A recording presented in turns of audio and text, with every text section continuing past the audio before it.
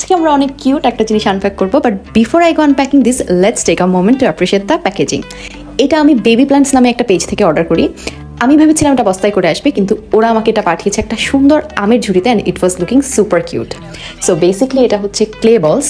Clay বলসের অনেক নাম আছে, কেউ কেউ এটাকে লেক্কা নামে ডাকে, কেউ কেউ এটাকে পপ সয়েল নামে ডাকে। আমি বেসিক্যালি খুঁজছিলাম পাথর অথবা মার্বেলস, যেটা দিয়ে আমি আমার ইনডোর প্ল্যান্টসের মাটিটাকে কভার করতে পারবো, কারণ ইনডোর প্ল্যান্টসের মাটি দেখা গেলে আমার একদম ভালো লাগে না।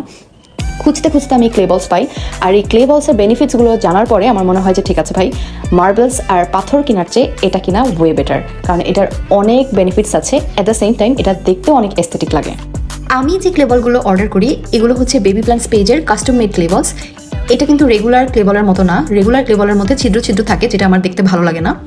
ছিদ্র ছিদ্র কিছু বেনিফিটস অবশ্যই আছে, কিন্তু আমার যেহেতু এটা দেখতে ভালো লাগে না আর আমি ডেকোরেশন পারপাসে নিয়েছি, আমি এই ক্লেবলগুলো প্রেফার করি যেগুলোর বেনিফিটসের সাথে দেখারও একটা অন্যরকম সৌন্দর্য থাকে। আমি ব্ল্যাকিশ আর অরেঞ্জিশ এই দুটো কালারের মধ্যে ক্লেবলগুলো অর্ডার করি।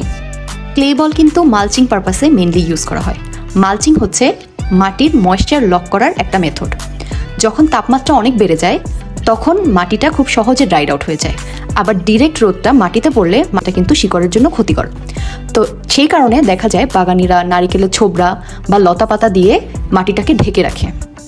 এতে করে ডিরেক্ট সূর্যের রোদটা মাটির মধ্যে পড়ে না, আর ময়েশ্চারটাও ধরে রাখে।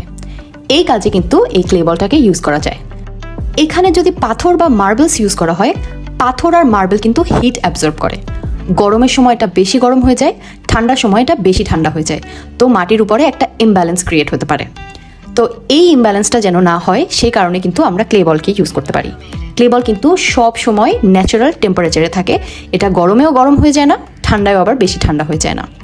আবার ধরেন বৃষ্টির দিনে মাটির উপরে যে ফোঁটাগুলো পড়ে, ওই ফোঁটা থেকে ছিটা ছিটা কাদা আমাদের গাছের নিচের পাতাগুলোকে কিন্তু ময়লা করে ফেলে।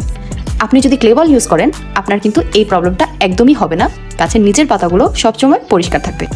আবার ক্লেবল যদি বসানো থাকে সেই গাছের নিচে আগাছাও কিন্তু খুব সহজে জন্ম নিতে পারে না। আরেকটা মজার জিনিস হচ্ছে, আপনার ইনডোর প্ল্যান্টস যদি আপনি পানিতে রাখেন আর সেই পানিতে যদি আপনি ফার্টিলাইজার ইউজ করেন, যেহেতু এটা মাটির তৈরি একটা জিনিস, ও কিন্তু কিছুটা ফার্টিলাইজার অ্যাবজর্ব করে নেয়। তো আপনার পানিটা শেষ হয়ে গেলেও আপনার ফার্টিলাইজারের ইম্প্যাক্টটা কিন্তু অনেক দিন পর্যন্ত থাকে। অ্যাট দ্য সেম টাইম এটা দেখতেও কিন্তু অনেক সুন্দর লাগে। একটা জিনিস মাথায় রাখতে হবে, ক্লেবল কিন্তু অনেক ময়লা থাকে।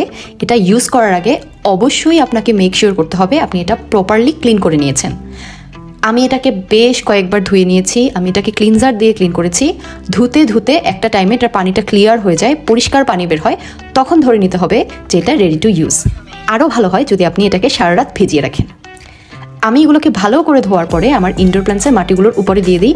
এটা দেখতে খুবই সুন্দর লাগে। ভিডিওতে এটা একদমই জাস্টিস করছে না, কারণ সামনাসামনি এটা আরও সুন্দর। আর আমি আমার মানি প্ল্যান্টের জারেও কিন্তু এটা ইউজ করেছি। আমি জাস্ট ডেকোরেশন পারপাসে নিচের দিকে ইউজ করেছি, বাট আপনারা চাইলে কিন্তু এটাকে সাপোর্ট হিসেবে ইউজ করতে পারেন। আপনাদের গাছগুলো যদি ঝোপালো না হয়, অল্প গাছের আশপাশে আপনারা ক্লেবল দিয়ে কিন্তু এটাকে সাপোর্ট হিসেবে ব্যবহার করতে পারবেন। এটা দেখতে অনেক সুন্দর লাগে আর অনেক কিউট লাগে। সো আমি এই পেজটা আমার কমেন্টে পিন করে দিচ্ছি, so that you guys can check it out. Okay, by.